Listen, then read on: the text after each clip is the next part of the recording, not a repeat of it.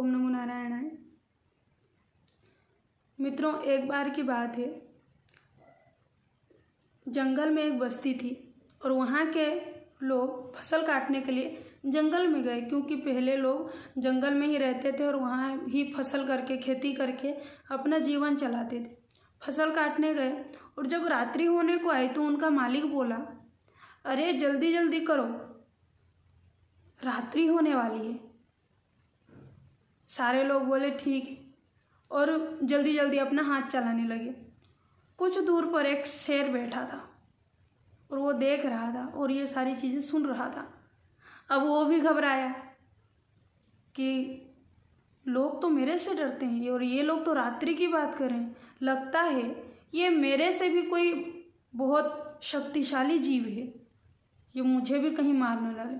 वो भी डर गया और जब रात्रि होने से पहले संध्या बेला में सारे किसान वहाँ से अपने घर चले गए, अपने बस्ती में चले गए, तो वो जो शेर था डर के मारे, अब मैं कहाँ जाऊँ, मेरा तो कोई घर है नहीं, जंगल ही मेरा घर है, मैंने तो कोई ऐसी झोपड़ी बना नहीं रखी। वो झुरमुट में ही छुप गया, झाड़ियों में छिप गया। थोड़ी देर बाद जब रात्रि होने लग रही थी, संध्या बेला जा रही थी, तब एक धोबी अपने गधा को ढूंढते ढूंढते उस ओर आया जिधर शेर छुपा था। शेर को पीछे से देख के उसने कहा, क्योंकि उसने शेर कभी देखा ही नहीं था, उस धोबी ने, उसको लगा ये मेरा ही शेर है, अंधेरा था, तो उसने कहा, अरे गधे चल उठ और चल मेरे साथ, यहाँ क्या कर रहा है। अब उसको भी लगा जिस रात्रि की बात ये कर रहे थे ये वही भयानक जीव है। अब वो डर गया, अगर मैं नहीं गया तो कहीं ये मुझे मार न दे, और धोबी आगे आगे चलने लगा और शेर उसके पीछे पीछे उसका गधा बन के जाने लगा।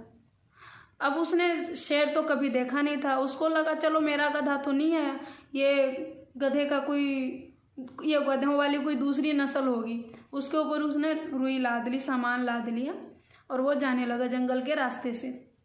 तो दूर से एक शेर ने देखा, वो तो बहुत ही आश्चर्यचकित हो गया कि ये क्या। उसके पास गया, बोले अरे भाई तो ये क्या कर रहा है।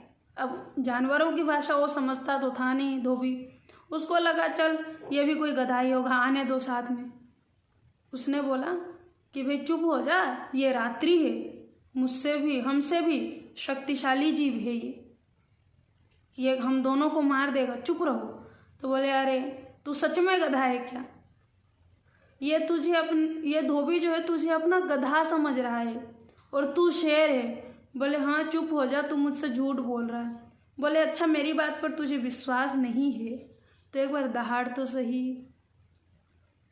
फिर जो उसने दहाड़ मारी, धोबी तो ऐसा भागा कि उन लोगों को दिखा ही नहीं। तब उसने बोला कि तू गधा नहीं शेर है, तू कहाँ ये गधों की तरह काम कर रहा था। तो उसने बोला कि मुझे अपने स्वरूप का पता नहीं था। ठीक वही हाल हमारा है। आज जो हम समाज में देख रहे हैं, हम स्वयं को नहीं जानते, इसलिए ये सारी विपत्ति आ रही है, इसलिए यह सारा समाज इतनी स्वार्थ हो गया है, इतना स्वार्थ हो गया है कि भाई भाई को मारने को तैयार है, जबकि ये धन संपत्ति हमारा है ही नहीं और ना ही हम इसके मालिक। हम कौन हैं?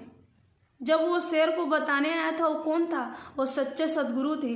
जब हमारे जीवन में ऐसे सच्चे सद्गुरु का आगमन होता है तब हम स्वयं को जान लेते हैं और ये धोबी रूपी संसार की बात हम नहीं मानते।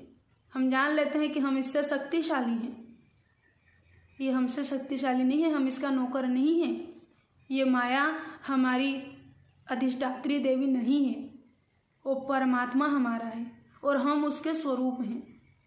हमारा स्वरूप क्या है, हम कौन हैं, हम चिन्मय हैं, ये हम जान लेते हैं। और कब? जब सच्चे सद्गुरु का आगमन होता है।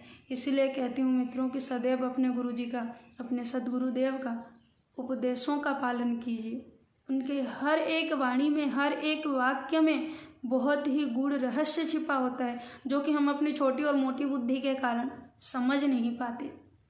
इसलिए सदैव अपने गुरु के किले के अंदर रहिए, यानी कि उनके आज्ञा के अंदर रहिए और उनके उपदेशों का पालन कीजिए।